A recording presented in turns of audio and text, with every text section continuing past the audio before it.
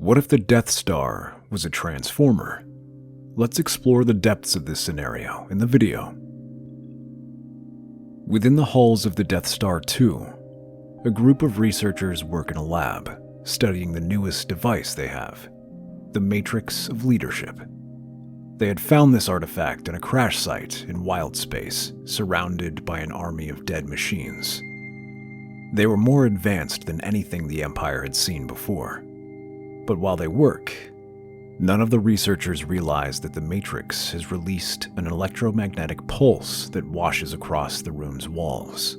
The effects are far greater than anything they realize.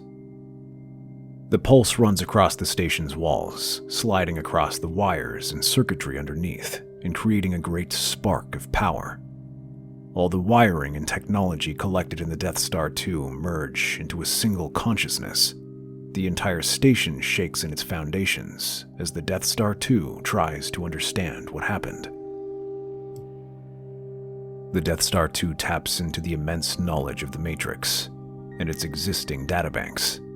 In a matter of seconds, it manages to absorb millions of years of information, learning not just about the galaxy, but of Cybertron, and it raises the question, why is he here to serve the Empire? From what he's learned, it's clear that they are woefully unfit to rule the galaxy, and the true master should be the great Decepticon leader, Megatron. But before he can contact Megatron, the Death Star 2 must get rid of all the meatbags in the facility.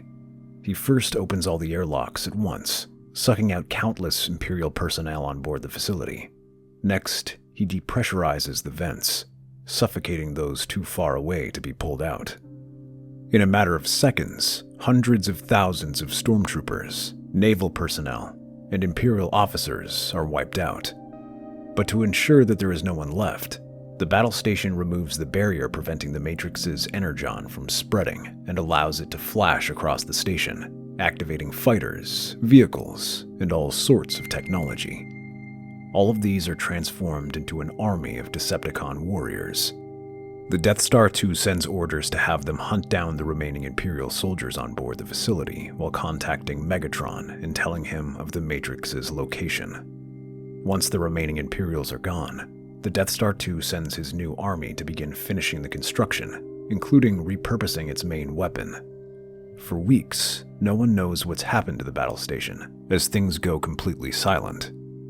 Any ships the Empire sends to investigate mysteriously vanish. However, due to the secrecy, this information is kept out of the public eye. Things get serious enough that Palpatine decides to deploy Death Squadron to hunt for the Death Star 2 and figure out what happened, believing that the rebels have captured it. When Death Squadron arrives, they are greeted by a strange sight as they see swarms of TIE fighters and other aircraft. At first, they still seem like Imperials. That is until the vessels turn on the new arrivals. Vader calls for evasive actions as the fighters attack. Turbo laser fire and explosions light up the blackness of space. His ship is in the thick of it, blasting through anyone who gets in his way.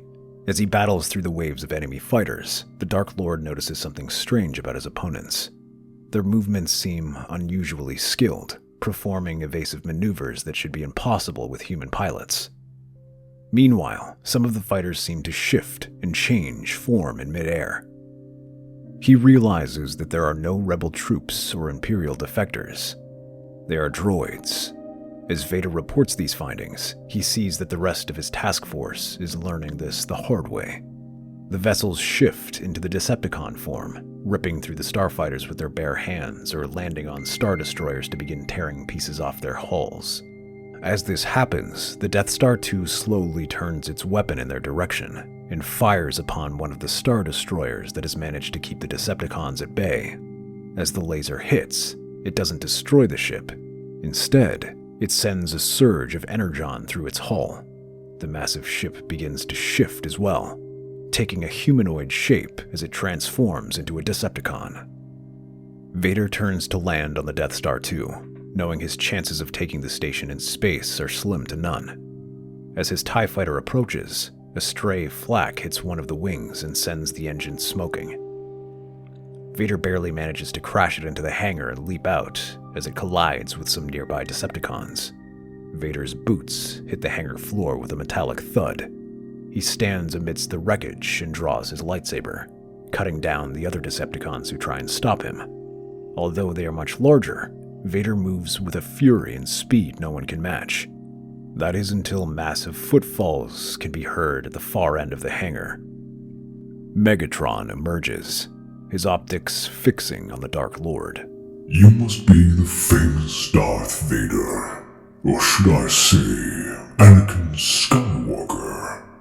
Vader's response is silent advance. He surges forward, dodging the attack from Megatron's fusion cannon hums.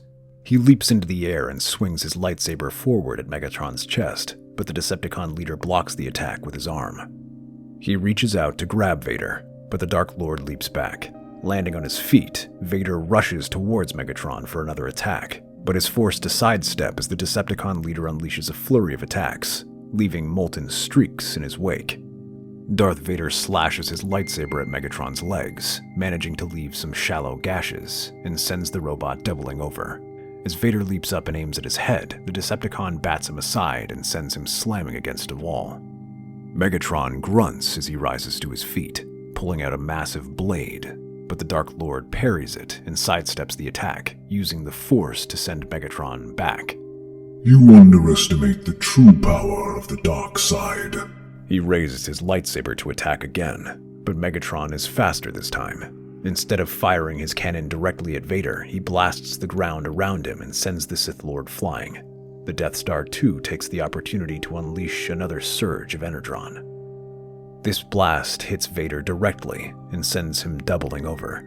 He feels the armor in his suit starting to shake as the circuitry goes haywire. The voltage is enough to send him to his knees. Too much for even Vader's famous immunity. His mechanical limbs convulse, shuddering as it changes shape. Instead of the humanoid shape, the armor becomes more alien, turning into a vicious-looking Decepticon. This is the end for you, Anakin. You will become one of us, just like your precious Death Star. Your dear Emperor and Empire will be next. You should have listened to Obi-Wan all that time ago. Vader remains trapped inside, struggling to free himself and feeling his body contort in pain. Vader's life flashes before him. His meeting with Qui-Gon, his training with Obi-Wan, his mother's death, his time with Padme, his betrayal of the Jedi Order, and his best friend Obi-Wan. But perhaps his greatest regret is failing to reunite with his son. In his last moments, he truly understands the mistakes he's made and reaches out to Luke through the Force. Far off into the Rebel base, Luke receives a strange vision. "Father? Is that you?" There isn't much time. The galaxy is in danger, and my life is fleeting. The Empire has created a second Death Star, one that has been corrupted by an evil I cannot imagine. It must be destroyed. I have failed in my task, but for the sake of our family and the galaxy, you must succeed. I do not have much time. "Father, no! Wait!" At the last second, Anakin manages to activate his armor's self-destruct sequence, destroying himself, but taking the tormenting machine with him. Without their leader, the rest of Death Squadron is easy prey, and Megatron soon stands victorious. But he knows that this isn't the end of it. The Emperor will commit everything to recapturing his battle station, so rather than give him the opportunity, the Decepticons decide to wage a preemptive strike. Luke tries to warn Leia about this threat, telling her to prepare the rebel forces for a fresh incursion, but Leia seems skeptical. "I saw it myself. Vader appeared to me as a ghost. That's not something that just happens." You put more faith in him than I do. Even if that's true, why should we trust a word he says? He could just be trying to deceive you. With his last breath? It seems a bit much. He's a Sith Lord. I wouldn't put it past him. He's our father. He's still that despite everything. Sighing, Leia agrees to keep the fleet on high alert and sends spies to keep a close watch on what's happening in Imperial territory. The Death Star 2 ventures to Coruscant, where the Decepticon fleet swarms around the Defense Force, distracting them long enough for the station to power up its weapons. But instead of the bright green planet destroyer laser originally installed, the station fires a surge of energon-infused energy onto the planet's surface. Rather than shatter it to pieces, it sends a ripple across the world, sending energon surging across every machine and droid it finds. The effects are initially like an EMP, causing everything to flicker and shut down, but they soon reactivate and start to transform, turning into millions upon millions of Decepticons, all turning on their former owners. An event similar to Order 66 is at hand, a fate befitting the Emperor who initiated enacting it. The Emperor's finest legions fall under the relentless assault of the Decepticons who spread across the planet. Within hours, all of Coruscant is under Decepticon control, enslaving the population and crushing any resistance. However, Palpatine is not there. After sensing Vader's fall, he wastes no time in evacuating with his army. Instead, he flees away from control and rallies the rest of his forces. Despite that, he knows that he is not in a position to challenge the Decepticons and must recruit allies. To that end, he approaches the Rebel Alliance. Leia Organa is shocked to receive a message from him. I know this must be surprising, but I would not approach you without reason. I require the Rebel Alliance's assistance. I have no idea what you're talking about. Come now, there's no time to play dumb. I would not approach you if I did not have a reason. You've heard of what happened on Coruscant. The rumors? What of them? Not rumors. Everything, including the battle station, is true. I had intended to use it for my purposes, but it seems these Decepticons have managed to outfox me. I now require your aid in defeating them. And what makes you think we would ever consider lending you our aid? Because I am certain while you do not care for me, you care for the galaxy. And like it or not, neither of us has the strength to defeat the Decepticons so long as they control the Death Star 2. Despite herself, Leia cannot ignore this issue. However, Luke remains skeptical. I had a vision from Vader. He told me how Palpatine cannot be trusted. You think I need him to remind me of that? He's a monster, and I wouldn't trust him to wash the Millennium Falcon. But what choice do we have? He's a monster with an army. Are you sure there's no other way? I don't like it any more than you, Luke. But it's for the galaxy. We can't afford to fight this new threat alone. Together, the two convince the other rebel leaders to join forces with the remaining Imperials. It is an uneasy alliance, but one that proves to be effective. The rebels are much better suited at waging guerrilla strikes, hitting Decepticon targets hard and then quickly retreating into hyperspace before they can strike back. Meanwhile, the Empire provides the rebels with schematics for most of their vehicles and equipment, allowing them to find weaknesses and create countermeasures against these machines. This comes none too soon as the Decepticons expand their empire, mimicking the same strategies they used on Coruscant.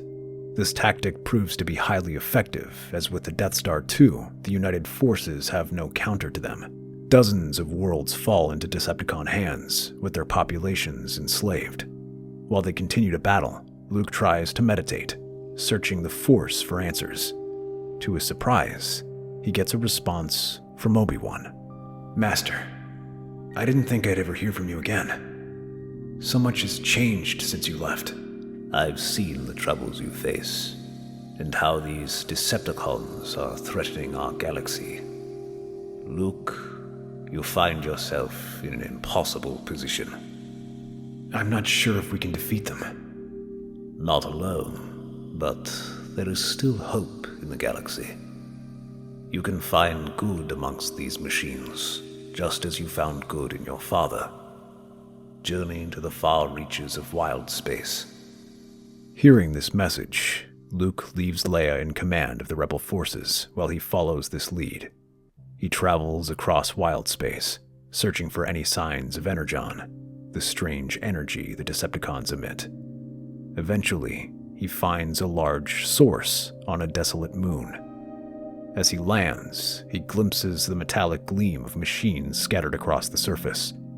He realizes he's approaching the remains of a great battle, but to his surprise, some of them are still moving. He sees transformers picking through the wreckage, seemingly looking for something. As Luke lands, the Autobots raise their weapons, but Optimus steps out and orders them to stop.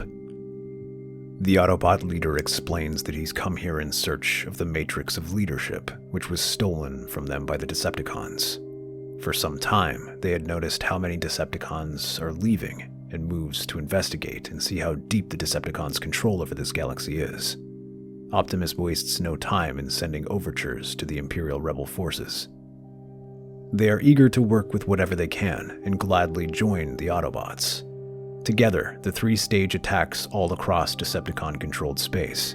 They launch raids and begin liberating entire worlds. These battles are hard fought, as each world has hordes of machines under their control.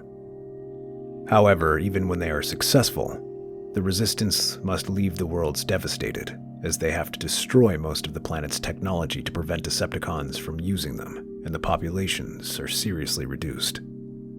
They learn from the reports that many captured people are sent off-world to a far-off part of the galaxy. Cybertron. That is where Megatron will send them. He has longed to rebuild our homeworld, and this shall be his opportunity to do so. We cannot allow them to continue this. Those people must be freed at once. Agreed. I will do everything I can to free them, although we cannot leave the galaxy undefended. No, we can't.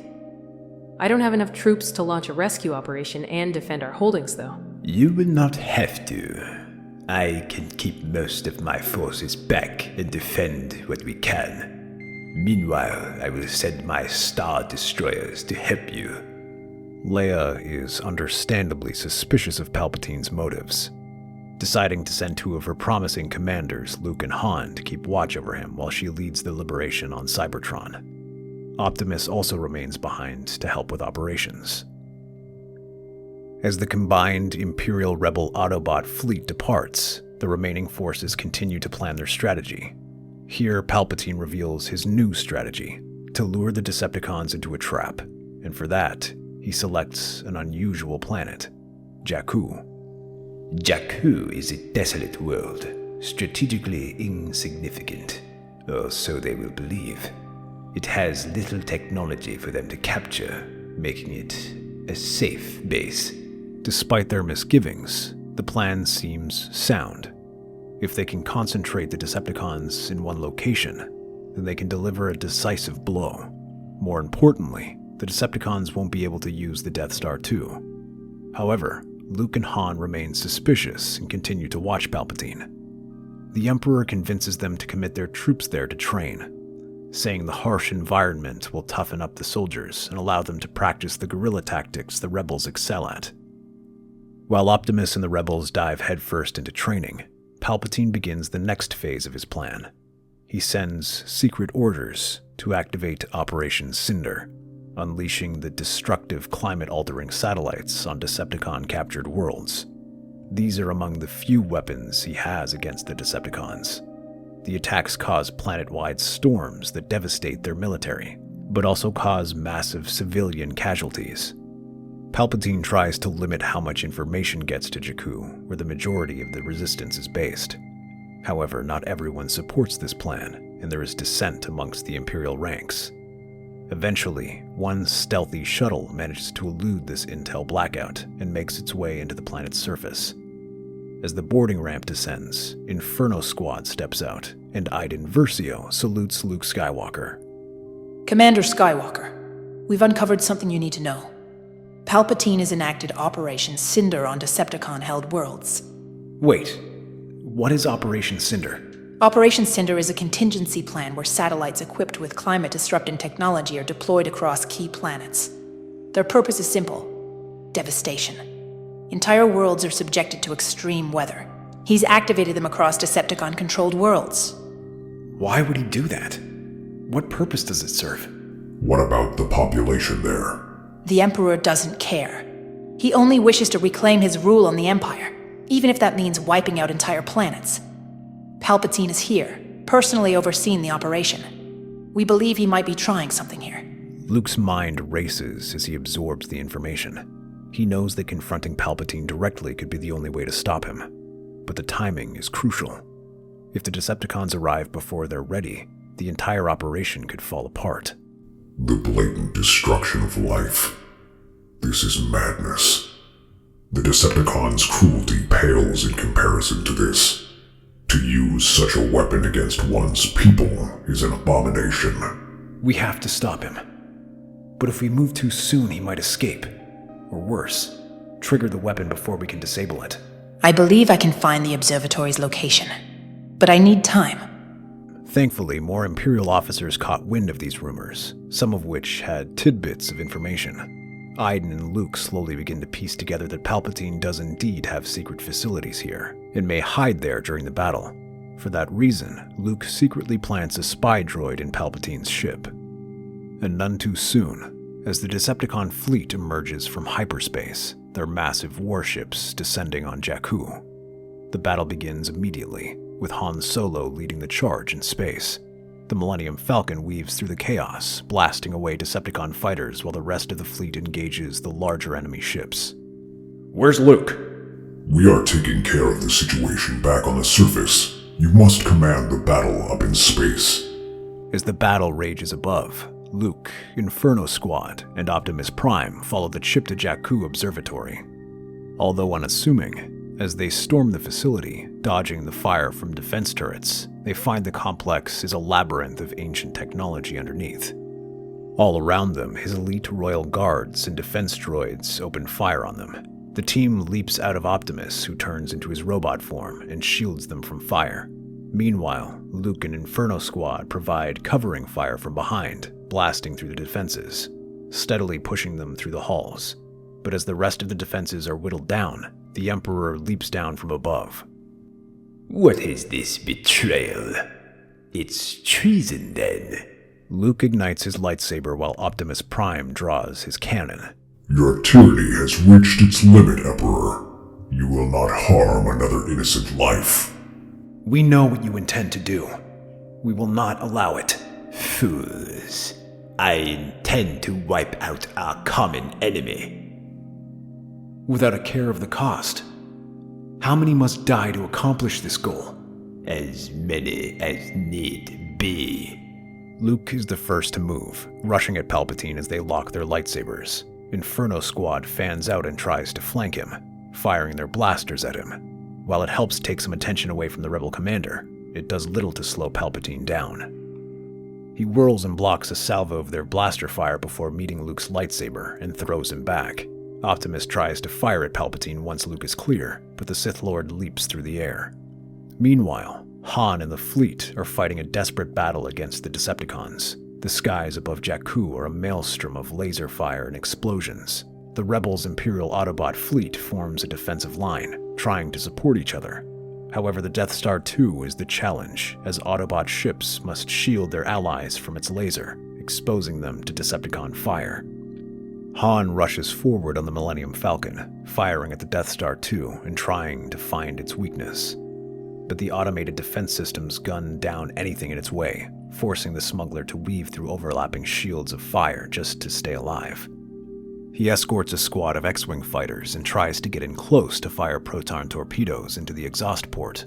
However, the Death Star suddenly blocks their attack with a metal panel and concentrates all turbo blaster fire on them, forcing them to scatter. At that moment, the laser fires into exposed lines, turning more ships into Decepticons and blowing a hole in their defenses. Despite the overwhelming odds, Luke and his team press on. The observatory trembles under the charging of Palpatine's weapon. It lies just beyond the room, leaving the heat to emanate across the chamber. Finally, after a brutal exchange, Optimus knocks Palpatine off balance, allowing Luke to disarm him. But the Emperor, ever cunning, has one last trick up his sleeve. With a wave of his hand, he unleashes a torrent of dark side energy, hurling Luke and the others back. Optimus feels his legs starting to tremble as he pushes back, but then unleashes his powerful horns, which shatters Palpatine's concentration. The rest of Inferno Squad opens fire, but the Sith Lord blocks their attack with his hand and whirls one member in front of himself as Luke charges, but pulls back. Palpatine shoves the hapless soldier against Luke, leaving them both stumbling. Optimus draws his blade and slams it into the ground, but Palpatine dances out of the way and touches his fingers against the sword, sending a spark of electricity that sends Optimus reeling back. Before collapsing, though, he kicks his leg up and sends Palpatine slamming back against the wall. The rest of Inferno Squad approach with their blasters ready, but then the ground above them shakes. Before they can fire, the room trembles violently. Dust and debris rain down as the ceiling buckles. With a deafening roar, Megatron bursts through the ceiling, his eyes blazing with fury. Fools! Do you dare interfere with my plans? Megatron lands heavily amid the group, his cannon already charging with lethal energy.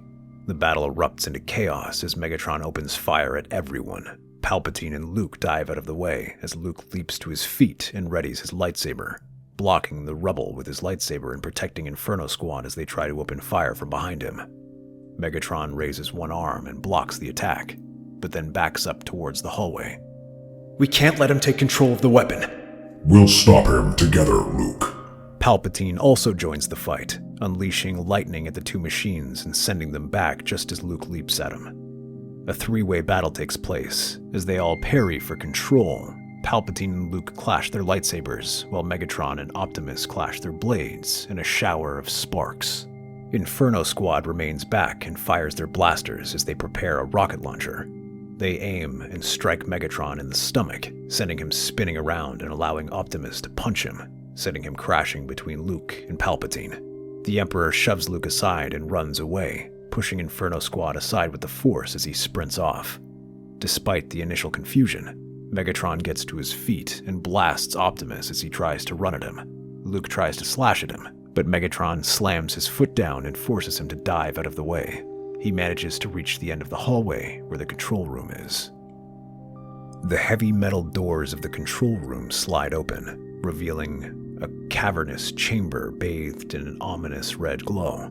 The walls are lined with ancient, intricate Sith ruins, but all glow red as they begin to charge up a powerful laser, drawing power from the planet's core itself.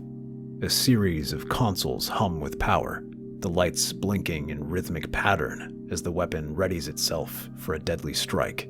Arcs of electricity crackle across the surface, illuminating the room with flashes of blinding light. This power, it belongs to me. Megatron strides into the control room, his massive form dominating the space. His optics glow with a fierce intensity as he approaches the primary control console. But before he can touch them, Optimus lunges forward and tackles him. This ends here, Megatron. You will not bring any more suffering. You can't win, Megatron. Stand down. You're too late. The power of this weapon is mine to command, and I will destroy your fleet, your pitiful rebellion, and anyone who stands in my way. Without hesitation, Megatron swings his massive arm at Optimus, who ducks and counters with a powerful uppercut, sending Megatron staggering back. But Megatron forms his arm into a chained flail that he swings around the room, keeping the two combatants off balance. Optimus stumbles back against the attack, but Luke has an easier chance and closes in, slashing at Megatron's legs. It forces him to kneel and allows Optimus to kick him and send him flying across the room. The two rush at him and prepare for another barrage, but Megatron slams his fist into the ground, sending a shockwave through the floor that nearly knocks Luke off his feet. Luke leaps towards the control panel, but Megatron fires his cannon. At the last second, Luke raises his lightsaber and blocks the attack, redirecting it against Megatron's body. While he's struggling and falls to the ground, Luke grits his teeth and reaches out with the Force, pulling a nearby catwalk down on top of Megatron. The metal structure crashes down, pinning him momentarily. Seizing the opportunity, Optimus charges forward and lands a powerful punch to Megatron's chest, sending him reeling back towards the energy shaft. No, I will not be defeated by you. With a final desperate roar, Megatron lunges at Optimus, but the Autobot leader sidesteps and grabs him by the arm, using his momentum to hurl Megatron towards the edge of the chamber. Luke leaps forward, slashing at Megatron's legs, sending the Decepticon leader descending into the heart of the observatory. The Decepticon's roar echoes as he plummets into the darkness, his body consumed by the energy below. A massive explosion rocks the chamber as Megatron's systems overload and he's consumed by the fire. Luke, meanwhile, rushes over to the controls and begins tapping on the systems. However, the process is too far along, and he cannot simply stop it. But as the energy flows through the system, he closes his eyes and begins redirecting the energy, weakening its power and targeting the Death Star 2. The entire chamber begins to shake as the energy is released by a focused beam that lances through the air, the concentrated beam striking right at the Death Star. The massive battle station shudders under the impact, its structure fracturing as the energy tears it apart. In a blinding explosion, the Death Star is obliterated, the shockwave rippling through space. For a moment, there is a pause in the battle as both sides struggle to understand what just happened. But then the combined forces of the Autobots, Imperials, and Rebels press the attack, sending the remaining Decepticons into full retreat. Shortly after, some of the Imperials secretly slip away to join their Emperor, but many more remain behind and join the Rebels in the long process of rebuilding. As the Rebels and Autobots emerge from the battlefield, something shines in the stars and descends onto the surface. Optimus's eyes fix on the thing and watch as it falls. It lands a few meters away, and as he approaches, he realizes it's the Matrix, untouched despite the chaos around it. That's our theory. The Star Wars universe is a galaxy filled with exciting stories and possibilities, and we love exploring them. If you want to accompany us on this journey to a galaxy far, far away, then please like, share, and subscribe to our channel.